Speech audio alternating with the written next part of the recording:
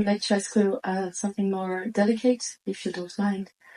This week we heard about this Palestinian director. I don't know if you heard about him, about the director of this Oscar-winning documentary that was No Other Land. We have to ask about that because it's something that just happened. And he was imprisoned in Israel after being assaulted. Have you heard about that? I don't know.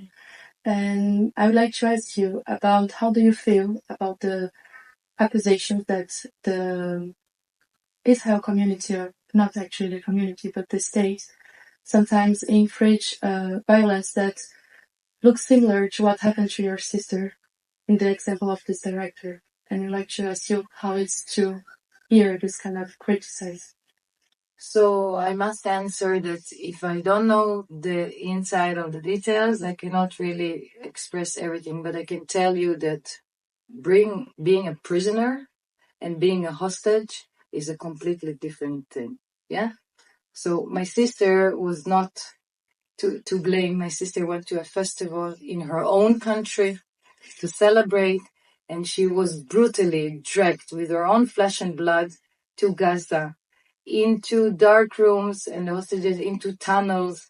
We don't have 40 meters underground tunnels.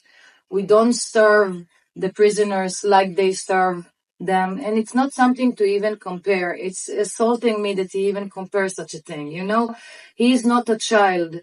Our children were in the tunnel, 40 meters underground, with no water and no food.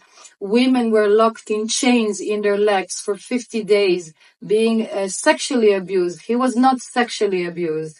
So elderly women, they took them on bikes, completely lying to the side, beating them up.